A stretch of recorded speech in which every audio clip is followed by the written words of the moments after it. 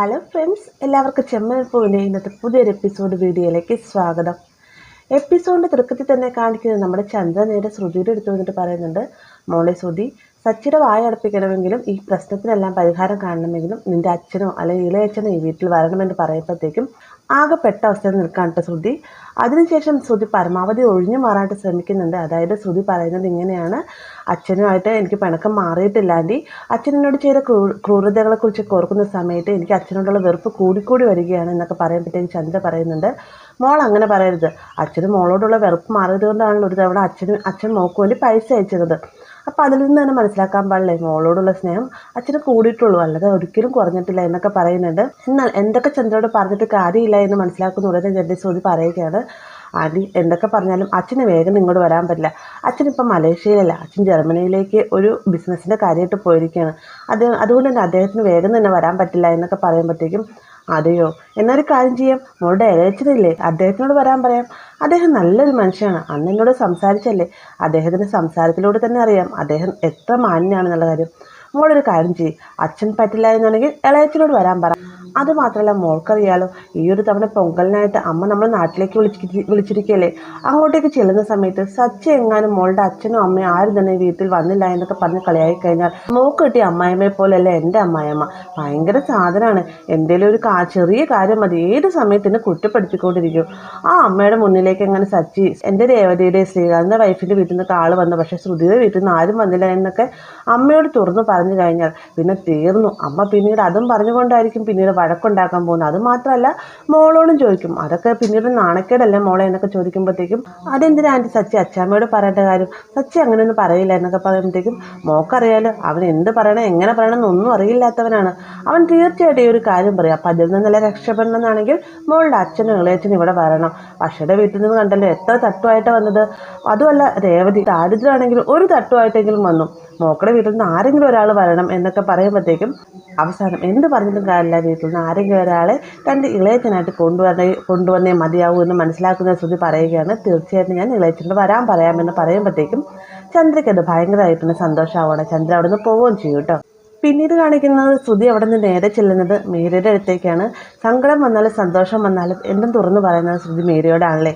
അതുകൊണ്ട് തന്നെ തൻ്റെ സിറ്റുവേഷൻ മീരയോട് പറയുന്ന സമയത്ത് മീര പറയുന്നുണ്ട്, നീ ആകെ പെട്ട അവസ്ഥയിലാണല്ലോ ശ്രുതി, ഇനി നീ എന്താ ചെയ്യാൻ പോകുന്നതെന്ന് പറയുമ്പോൾ, എനിക്കറിയില്ലാടി, ഞാൻ എന്ത് ചെയ്യാനാണ് നീ കുറച്ചു നേരം ബുദ്ധിപരമായിട്ട് ചെയ്യുമല്ലോ എന്ന് വിചാരിച്ചാണ് ഞാൻ നിൻ്റെ അടുത്തേക്ക് വന്നത് എന്നൊക്കെ പറയുമ്പോഴത്തേക്കും, നിന്നോട് അങ്ങനെ ചിന്തിക്കാൻ പറഞ്ഞതെന്ന് നമ്മുടെ മീര ഒരു ചെറിയ കളിയാക്കുന്ന രീതിക്ക് സംസാരിക്കാം കേട്ടോ. ഈ സമയത്ത് ശ്രുതി പറയുന്നുണ്ട്, കളിയാക്കൽ നിർത്തും മീര, നീ എന്തെങ്കിലും ഒരു സൊല്യൂഷൻ പറഞ്ഞതാ എന്ന് പറയുമ്പോഴത്തേക്കും, എന്തൊക്കെ വന്നാൽ ഈ ഒരു പ്രശ്നത്തിന് തുടക്കമിട്ടത് നിൻ്റെ ഹസ്ബൻഡ് ശ്രുതിയാണ് എന്ന് പറയുമ്പോഴത്തേക്കും, ശ്രുതിയോ എങ്ങനെ എന്ന് ചോദിക്കുകയാണ് കേട്ടോ ശ്രുതി. ഈ ഒരു സമയത്ത് മീര പറയുന്നുണ്ട്, രേവതിയുടെ വീട്ടിൽ നിന്ന് ഒരു തട്ടവുമായിട്ട് വന്ന സമയത്ത് ചന്ദ്രാൻറ്റി കളിയാക്കിയപ്പോൾ നിൻ്റെ ഹസ്ബൻഡ് കൂടി സപ്പോർട്ട് ചെയ്ത് സംസാരിച്ചുകൊണ്ടാണല്ലോ സച്ചി അങ്ങനെ ഒരു ചോദ്യം ചോദിച്ചത്.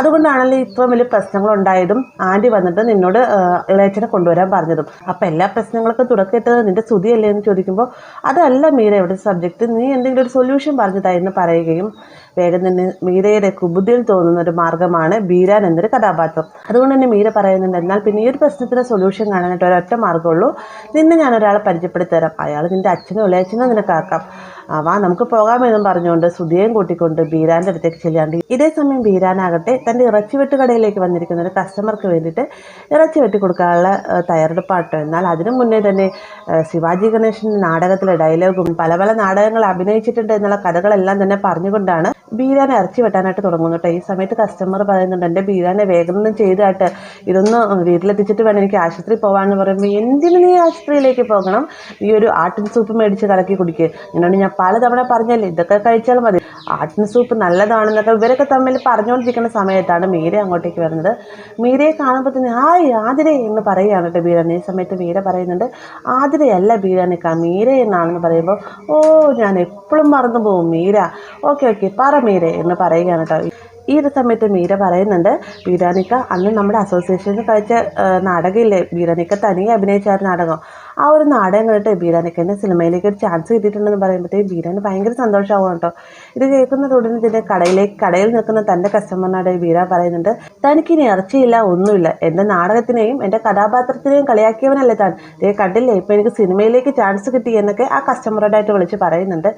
അതിനുശേഷം ബീരാൻ ചോദിക്കുന്നുണ്ട് ആരുടെ പടമാണ്, ആരുടെ കൂടിയാണ് ഞാൻ അഭിനയിക്കുന്നത് എന്നൊക്കെ ചോദിക്കുമ്പോഴത്തേക്കും ജോഷി ലാലിൻ്റെ കൂട്ടുകെട്ടിലുണ്ടാക്കുന്ന പുതിയ സിനിമയാണ്, അതിലേക്കാണ് ബീരാനൊക്കെ എന്നെ വിളിച്ചിരിക്കുന്നതെന്ന് പറയുമ്പോഴത്തേക്കും ജോഷി സാറിൻ്റെ പടത്തിലോ, എന്നെയോ, ലാലേട്ടൻ്റെ കൂടെയോ എന്നൊക്കെ ഭയങ്കര സന്തോഷത്തോടെ തന്നെ ബീരാൻ ചോദിക്കുകയാണ്. ഈ സമയത്ത് മീര പറയുന്നുണ്ട് അതെന്നും ബീരാനൊക്കെ കളിച്ച നാടകമില്ല, അതെൻ്റെ ഒരു സുഹൃത്തിനെ കാണിച്ചു കൊടുത്തു, അവൻ ഈ സിനിമയിലെ ഒരു ചെറിയ റോള് ചെയ്യുന്നുണ്ട്, അപ്പോൾ അവൻ മുഖേനയാണ് ഈ ഒരു അവസരം കിട്ടിയതെന്നൊക്കെ പറയുമ്പോഴത്തേക്കും ബീരാൻ പറയുന്നുണ്ട് എപ്പോഴാണ് ഷൂട്ടിംഗ് നടക്കണം, ഞാൻ എപ്പോഴാണ് വരേണ്ടത്, ഇപ്പം തന്നെ പോകണോ എന്നൊക്കെ ചോദിക്കുമ്പോൾ ഇപ്പം അതവിടെ നിൽക്കട്ടെ ബീരാനിക്ക, ഇപ്പം എനിക്ക് ബീരാനിക്കയുടെ ഒരു സഹായം വേണം, ഇതെൻ്റെ സുഹൃത്ത് ശ്രുതിയാണ്, ഇവക്കടെ വീട്ടിൽ ചെന്നിട്ട് ഇന്ന് ഇളയച്ചനായിട്ട് അഭിനയിക്കണമെന്ന് പറയുമ്പോഴത്തേക്കും ബീരാൻ്റെ മുഖഭാവം വേഗം മാറാട്ടെ. എന്നിട്ട് പറയുന്നുണ്ട് എൻ്റെ തരികിട കേസാണല്ലേ, അതിനൊന്നും ബീരാനെ കിട്ടുകയില്ല, ബീരാൻ അഭിനയം എന്ന് പറഞ്ഞാൽ ജീവനാണ്, അതിങ്ങനെ മോശമായ കാര്യത്തിനൊന്നും പ്രകടിപ്പിക്കാനായിട്ട് പറ്റില്ല എന്നൊക്കെ പറഞ്ഞുകൊണ്ട് ബീരാൻ തിരിഞ്ഞു പോകുന്ന സമയത്ത് മീര പറയുന്നുണ്ട് ബീരാനിക്ക ജോഷിയുടെ സിനിമ എന്ന് പറഞ്ഞിട്ട് ബീരാൻ അവിടെ നിൽക്കാം കേട്ടോ.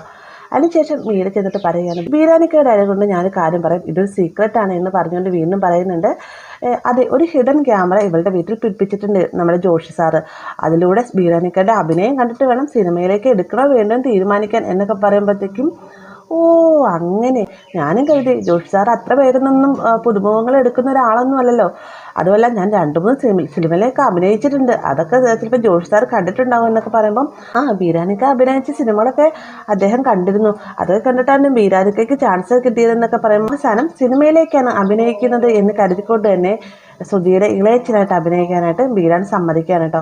പിന്നീട് കാണിക്കുന്നത് മീരയുമായിട്ട് തിരികെ വരുന്ന ശ്രുതി വേഗം തന്നെ മീരയുടെ വണ്ടി നിർത്താനായിട്ട് ആവശ്യപ്പെടുകയാണ്.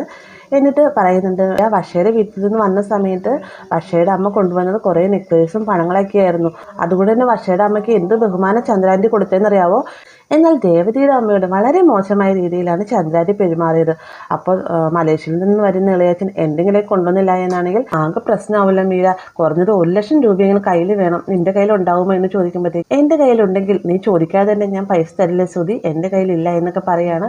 അവസാനം ആൻ്റണിയുടെ കയ്യിൽ നിന്ന് കടം മേടിക്കാമെന്ന് ശ്രുതി ചിന്തിക്കുകയാണ് കേട്ടോ. എന്നാൽ ഇതൊന്നും അറിയാതെ ആൻ്റണിയുടെ ഒരു ഷോപ്പിൽ നിന്ന് കണക്കും കാര്യങ്ങളൊക്കെ നോക്കുകയാണ് ശരത്താണെങ്കിൽ ആൻ്റണിയോട് പറയുന്നുണ്ട് നമ്മൾ സർക്കാർ പറയുന്ന രീതി കറക്റ്റായിട്ട് കാര്യങ്ങളൊക്കെ ചെയ്തു കഴിഞ്ഞാൽ നമുക്കൊരു പേടിയും കൂടാതെ തന്നെ പലിശ പിരിക്കാമല്ലോ ആൻ്റണി ചേട്ടാ എന്നൊക്കെ പറയുമ്പോഴത്തേക്കും ഇപ്പം കണക്കുകളും കാര്യങ്ങളൊക്കെ നോക്കുന്നത് നീയല്ലേ, അപ്പം നീ പറയുന്ന പോലെ തന്നെ നമുക്ക് ചെയ്ത് നോക്കാം, പക്ഷേ ഈ ഒരു കള്ളത്തരം കാണിച്ചുള്ള അത്രയും സുഖം ഗവൺമെൻറ് പറയുന്ന രീതിക്ക് ചെയ്യുമ്പോൾ നമുക്ക് കിട്ടില്ല, എന്നാലും നിൻ്റെ ഒരു അഭിപ്രായമല്ലേ, നമുക്കൊന്ന് ശ്രമിച്ചു നോക്കാം എന്നൊക്കെ ആൻ്റണി പറഞ്ഞുകൊണ്ട് നിൽക്കുന്ന സമയത്താണ് ശ്രുതിയും മീരയും അങ്ങോട്ടേക്ക് വരുന്നതായിട്ട്. അപ്പോൾ ഇവർ വരുന്ന കാണുമ്പോഴത്തേക്കും എന്ത് ചെയ്യണമെന്ന അവസ്ഥയിൽ നിൽക്കുന്ന ശരത്തിനെ കാണിച്ചുകൊണ്ടാണ് ഇന്നത്തെ എപ്പിസോഡ് അവസാനിക്കുന്നത്. വീഡിയോ ഇഷ്ടമായെന്ന് കരുതുന്നു. വീഡിയോ ഇഷ്ടമായി ലൈക്ക് ചെയ്യാനും കൂടി ചാനൽ സബ്സ്ക്രൈബ് ചെയ്യാനും മറക്കരുത്.